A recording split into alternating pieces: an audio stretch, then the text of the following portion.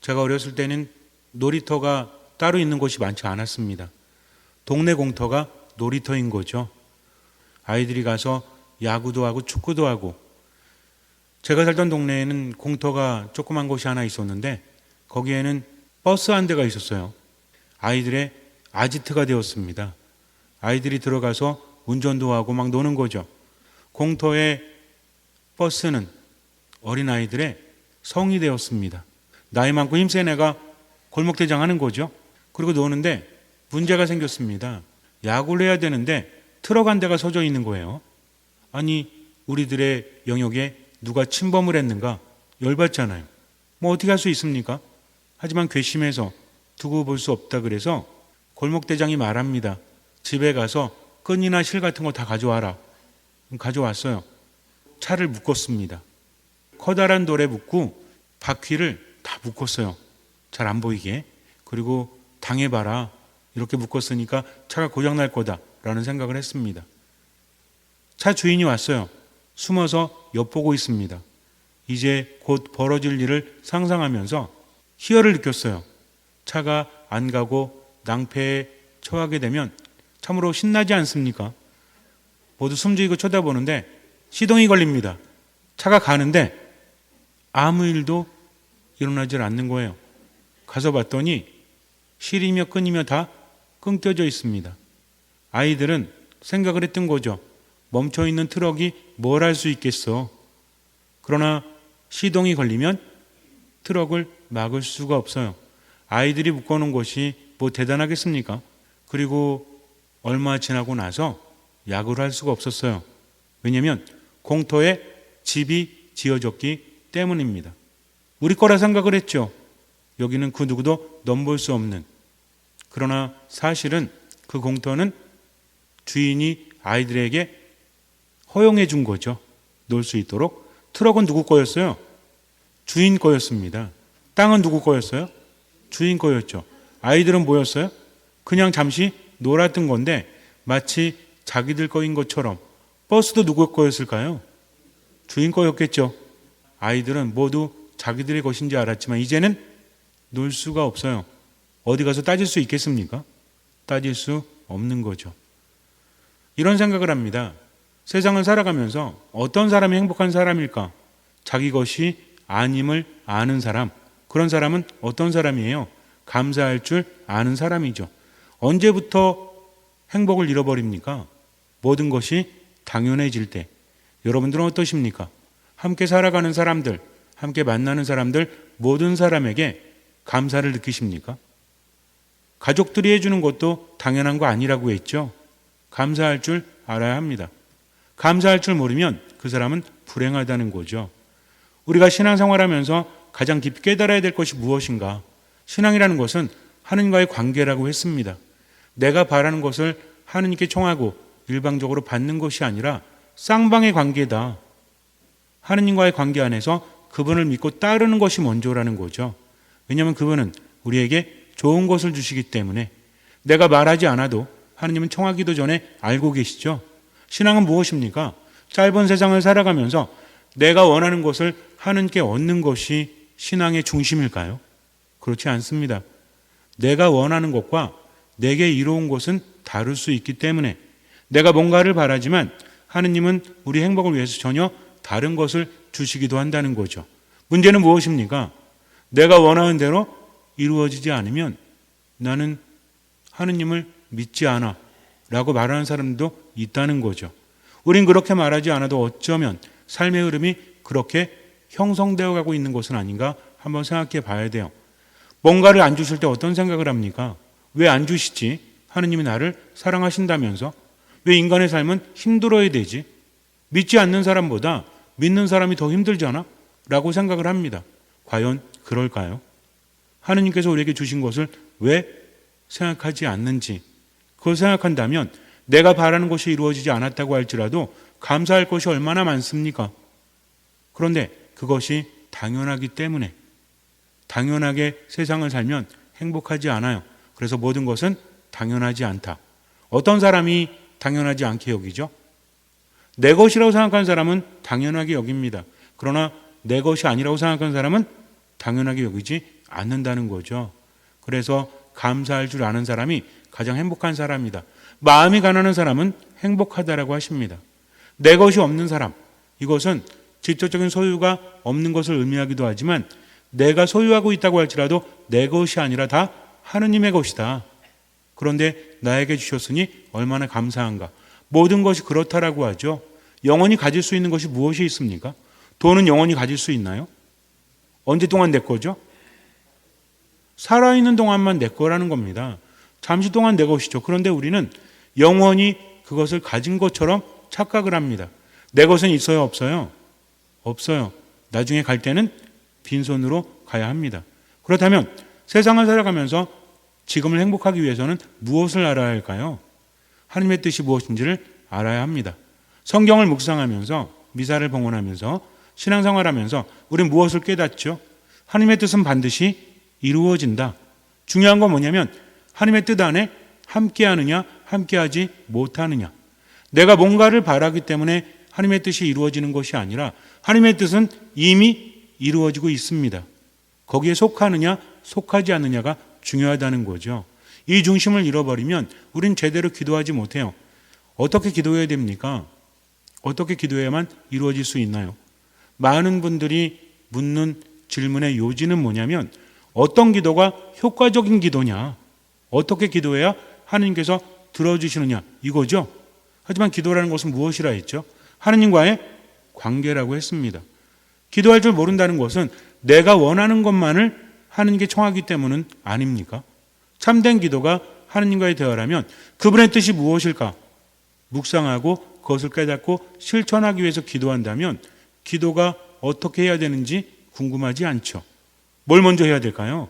듣는 것을 먼저 해야 합니다. 하나님의 말씀을 듣고 그 뜻을 이루기 위해서 최선을 다하면서 세상을 사는 거죠. 그런 과정 안에서 우리는 은총을 받습니다. 그런 과정 안에서 깨달음이 있고 체험을 한다는 거죠. 그러면 삶은 행복할 수밖에 없습니다. 하나님의 뜻은 반드시 이루어진다. 언제가 되면? 하나님의 때가 되면. 성경을 묵상하면서 우린 그런 것들을 생각해 볼 수 있어야 돼요. 세례자 요한이 탄생할 때 천사가 세례자 요한의 아버지 누구에게 가죠? 스가랴에게 갑니다. 그리고 세례자 요한의 탄생을 예고하죠. 아이를 낳을 터인데 요한이라 하여라. 그런데 스가랴는 쉽게 받아들일 수 없습니다. 왜냐하면 인간적으로 나이가 많았기 때문이죠. 자기만 많은 것이 아니라 누가 많았어요? 아내였던 엘리사벳의 나이가 많으니까 할머니가 아이를 낳는다는 것은 불가능합니다. 그래서 받아들이지 못하죠. 그런데 천사는 어떻게 하죠? 자세하게 설명해 줍니까? 친절합니까? 오해하시면 안 된다고 했죠. 천사는 친절하지 않습니다. 천사는 알고 있습니다. 하나님의 뜻이 이루어진다는 것을. 생각이 다른 거예요. 이 천사가 성모님께 갔을 때도 마찬가지죠. 성모님을 위로하지 않습니다. 어린 처녀가 이제 험난한 꼴을 당하니까 인생이 참 힘들 것 같으니까 아이고 안쓰러워라 그럽니까? 그렇지 않습니다. 은총이 가득하니여 기뻐하여라. 주님께서 너와 함께 계신다. 천사의 눈에는 앞으로 겪을 어려움이 아니라 무엇이 보이는 거죠? 하느님께서 함께 하심이 보이니까 기뻐하라고 합니다. 위로하지 않아요. 오히려 참으로 기쁘다라고 말해요. 스가랴는 믿지 못했습니다. 믿을 수 없는 거죠. 우리라면 믿을 수 있을까요? 쉽지가 않아요. 나이가 들수록 점점 어때요? 굳어지죠. 내가 알고 있는 것들, 이런 것들이 뭔가 뒤집히는 것에 대해서 힘들어합니다. 이미 아는 것들이 바뀌는 변화에 대해서 두려워한다는 거죠. 불안하기 때문에 나이가 이렇게 많은데 어떻게 아이가 생길 수 있죠? 인간적인 생각입니다. 인간적으로 가능해요? 불가능해요? 불가능한 거예요, 인간적으로는. 그러나 하느님께는 모든 것이 가능한데 천사는 그것을 알고 있었다는 거죠. 그래서 뭐라고 합니까? 때가 되면 이루어질 내 말을 믿지 못했으니 그 일이 일어날 때까지 너는 벙어리가 될 것이다. 그래서 스가랴는 말을 하지 못해요. 나중에 언제 혀가 풀리죠? 아기 이름을 요한이라고 천사가 알려준 대로. 원래 그 집안엔 요한이 없었죠? 뒤집어야 된다는 겁니다. 여태까지 해왔던 이름이 아니라, 여태까지 사용했던 이름이 아니라 어떤 이름을? 하느님께서 주신 요한이라는 이름을 썼을 때 그렇게 아이 이름을 하라고 글로 적었을 때 혀가 풀려서 말을 하게 되었다. 무엇입니까? 하나님의 뜻이라는 것은 인간과 다르다고 할지라도 반드시 이루어진다는 것입니다. 우리가 신앙생활하면서 가장 중요한 것이 이것이에요. 하나님의 뜻은 바뀌지 않습니다. 내 뜻과 다르다고 할지라도 먼저 그분의 뜻을 받아들이는 거죠. 억지로 받아들이는 게 아니라 그분을 믿었기 때문에 받아들이고 실천하다 보면 뭐가 생겨요? 체험이 생긴다고 했죠. 이런 체험이 그분의 말씀이 참으로 옳도다. 그분의 말씀이 나에게 참으로 좋구나 라고 깨달으면서 믿음은 더 깊어진다라고 했습니다.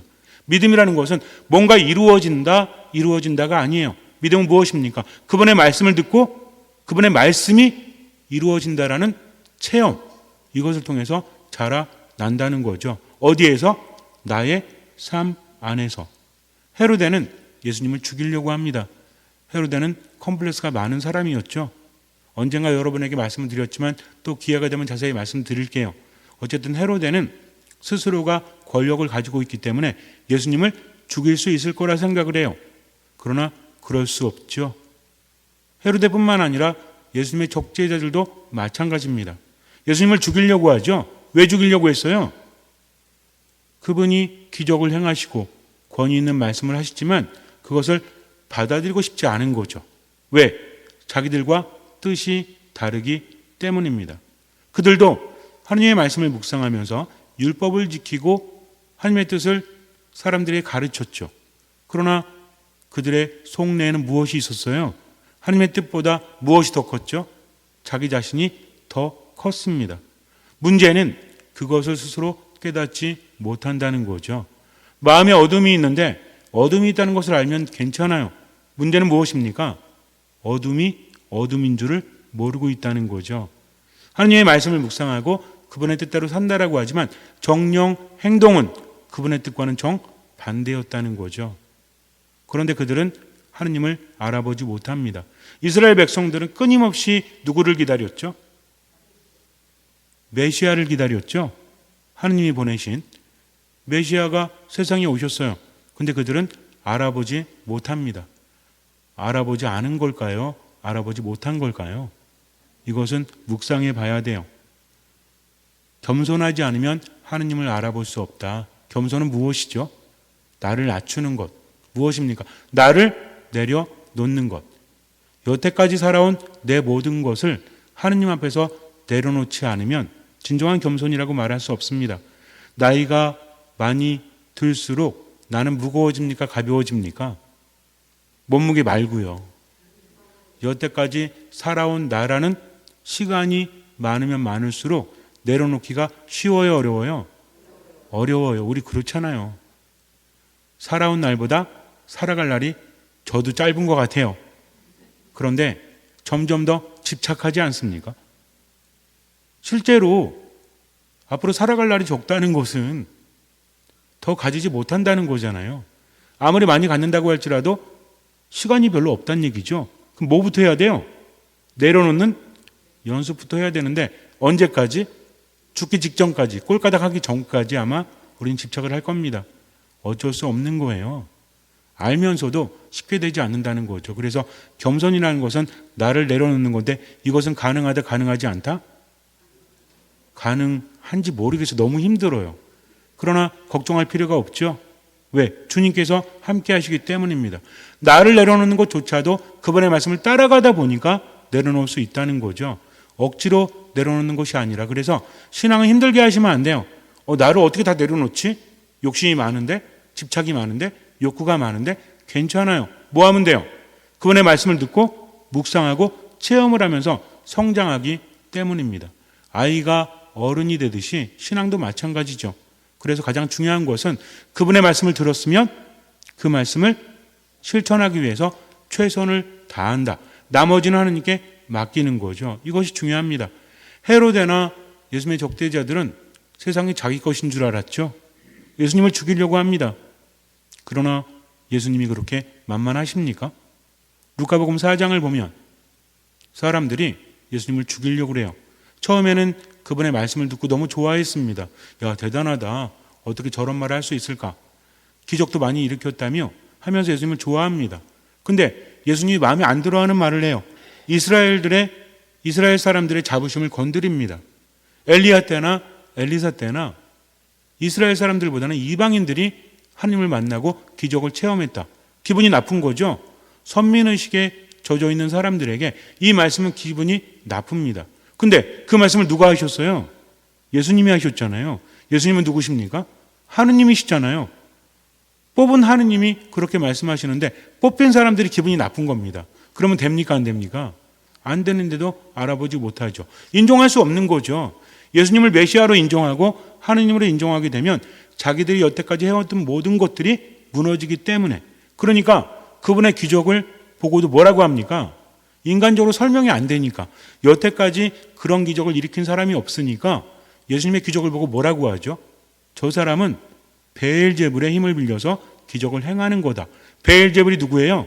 마귀 두목이잖아요. 즉 하느님의 기적 앞에서 그 기적을 일으키신 하느님을 누구로 치부하고 있는 겁니까? 사탄으로 치부하고 있다는 거죠. 이 얼마나 큰 죄입니까? 알아보지 못하는 거죠. 그들은요, 자기들이 권력을 가졌다 해서 헤로데와 바리사이들, 율법학자들, 대사제들은 자기들이 예수님 위에 있다고 생각을 했어요. 언제든지 죽일 수 있다고 생각을 했습니다. 그러나 예수님은 죽일 수 있어요? 그러지 못하는 거죠. 마을 사람들이 예수님을 벼랑 끝으로 끌고 가서 떨어뜨리려고 합니다. 그랬더니 예수님께서 어떻게 하셨죠? 순간이동? 아닙니다. 그들 한가운데를 유유히 뚫고 지나가시죠. 손을 댈 수 없습니다. 왜 그렇죠? 아직 때가 되지 않았기 때문에. 예수님께서 잡히셔서 고난을 받으시고 죽으신 것은 인간이 핍박해서 그분이 어쩔 수 없이 당한 것이 아니라 인간을 구원하시기 위해서 하는 게 순명하신 거죠. 이것을 잘 봐야 합니다. 겉으로 볼 때는 예수라는 분이 힘이 없는 한 개인일지 모르겠지만 그 안에는 하느님이 계십니다. 그분의 길은 그 누구도 막을 수 없다는 거죠. 사람들이 예수님을 잡았고 예수님을 죽인 것이 아니라 그것이 그분의 길이기 때문에 그분이 가신 겁니다. 이거를 잘 알아야 한다는 거죠. 겉으로 보는 것이 전부가 아님을, 그래서 때로는 이리저리 흔들리고 아프고 힘들어도 하느님께서 함께 하시면 반드시 내 안에서 기적이 일어난다. 중요한 것은 그분 안에 머무는 것이다. 바로 이것입니다. 루카복음 12장을 보면 어떤 사람이 이렇게 말합니다. 그동안 고생 많았어. 정말 고생 많았지.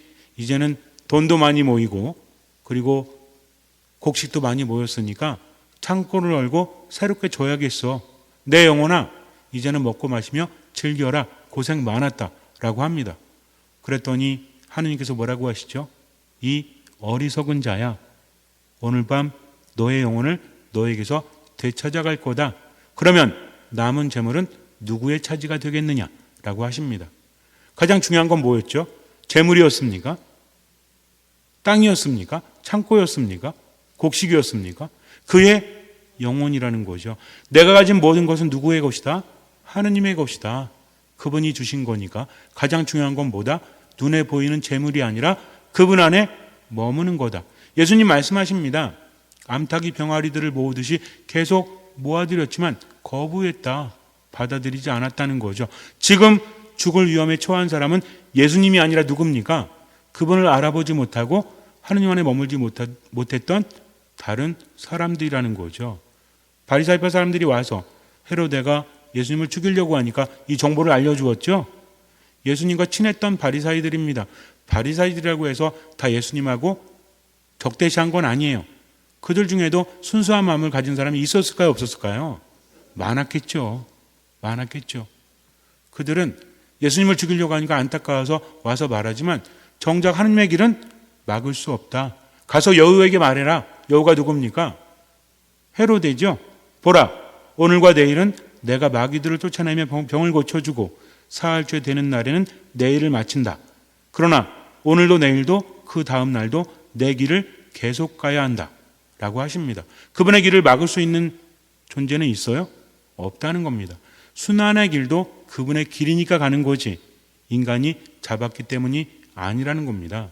즉 죽을 위험에 처한 사람은 예수님이 아니라 헤로데인 거죠. 하느님을 알아보지 못했기 때문입니다. 우리들의 신앙도 마찬가지예요. 인생을 살아가면서 때로는 이해할 수 없고 때로는 아프고 힘들어도 그래도 하느님을 바라보는 자, 어떤 마음으로?